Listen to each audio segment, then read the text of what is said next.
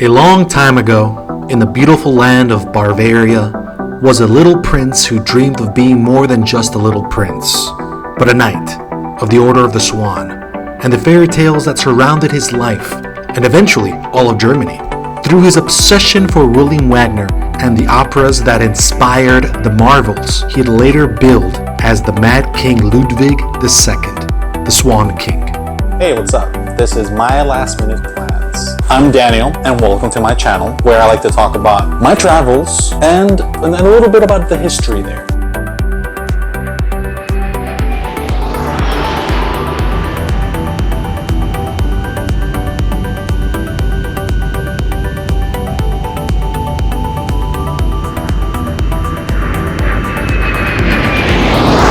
Bavaria's capital, Munich, in the south, the third largest city next to Berlin and Hamburg. The rental was an electric. Finding a charge for it was a problem. Who knew that Germany wasn't riddled with charging stations? Not sure where I got that idea from. My phone didn't work, and the rental's GPS took me off course. I was lost, but the scenery was worth it. It was one of the best days of my life, to be honest. Along the way, I found Wi-Fi and managed to guide myself towards the correct general direction. I found myself in a cute town of Fusion, where I drove around for a bit, enjoying the scenery, and once I left, I then noticed Sleepy Beauty Castle sticking out from the side of the mountain. Bingo. The town before entering the tourist trap was Schwanga, and I stopped at the first restaurant I could find, which had a beautiful view. I ordered some Bavarian dish which consisted of a lager beer battered pork and an insanely delicious potato dumpling, which I never had before. I'm gonna be honest here. The best lager I ever had was in Munich, and if there's something better out there, let me know in the comments below. I'll definitely want to go visit. After lunch, I parked beside the Alpsee Lake in a parking lot nestled between Ludwig's childhood summer home, Hohenschwanga Castle. In a now tourist trap of a town also called Hohenschwanga, there were several gift shops, boat rentals, and a few restaurants, I think two. And out of the view stands Neuschwanstein Castle. No set plan, and with the worst case scenario of sleeping in my car lingering over my shoulder, I kept optimistic, as I have to be in these situations. And because I don't want to waste any more time, I settled camp in the first hotel that I walked into. And I looked out, because the only room with a balcony was available. Whoa. It was the best view from a balcony I ever seen. This was nothing more or less than magical.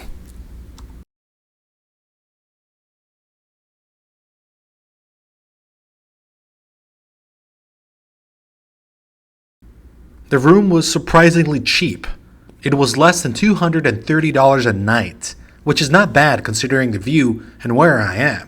I've certainly paid for much more at places that I prefer to forget.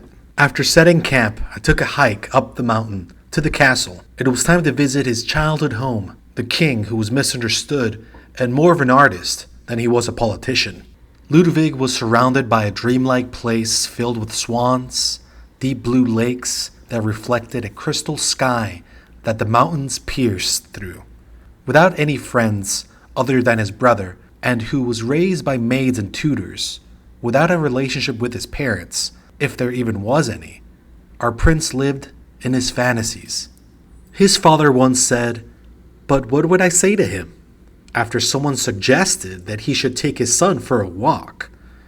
In this majestic landscape, our young prince played alone most of the time with his brother, fantasizing of being part of the Order of the Swan and being the Swan King himself, Hohenschwanga, which loosely translates High Swan Land. The swan is the heraldic animal for the region, and rightfully so. It's full of them. This place changed his life forever, and of all of Germany. When his father died, Ludwig became the youngest king in Germany at 18 years old.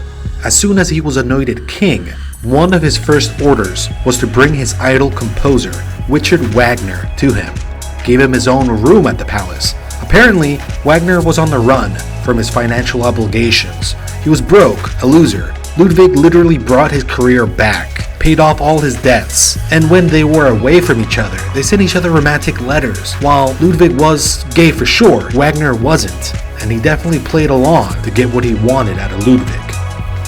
Hohenschwangau Palace, originally constructed in the 12th century, despite of being destroyed a few times in all the wars in the region, it was later reconstructed by Maximilian II, the father of Ludwig II. The palace had many owners before as well, including the Knights of the Schwangau from 1195 to 1254. These were the actual Knights of the Swans that Ludwig was so obsessed about. After a day of exploration, I returned to the hotel, briefly enjoying the balcony before heading out to dinner. King in the castle, king in the castle. Have a chair, I have a chair. I sampled a Berliner Luft, a potent peppermint liquor. It was pretty strong, and the aftertaste was similar to vodka, except the peppermint stuck around for quite a while. I then ordered the same pork and potato dumplings because I loved it that much. Back at the hotel, I enjoyed the balcony a little bit more and enjoyed the rest of my night. The following morning, it was time to visit the main attraction, Neuschwanstein Castle, often referred to as Sleeping Beauty Castle. I had a German breakfast, which I did not enjoy. I forgot what I ordered, but let's just leave it that way. Perched on the side of the mountain, I hitched a ride up, because walking would have taken hours. I was not about to do that with the little time I had left. Constructed in 1884, the castle was inspired by Ludwig's passion for Richard Wagner's operas, as you can see in full detail in every room of the castle. The king played a hands-on role in its design, insisting on detailed plans and personally approving every draft. It's fair to say that he essentially designed the palace. The entire palace was a work of art, with hidden passages for the servants, as they should go unseen. He was engaged to the Duchess of Bavaria, but he kept postponing the date, blaming her father for their separation. In truth, he liked the boys. His brother was institutionalized, who he frequently visited.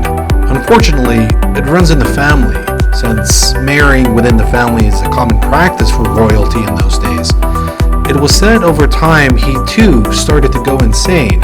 His idol composer spoke ill of him, his health deteriorated, his two front teeth fell out. Though he did use his own money to build these palaces, politically he wasn't popular and he wasn't doing very well. Back then, one way to get rid of a king, other than murdering him, was to declare him insane.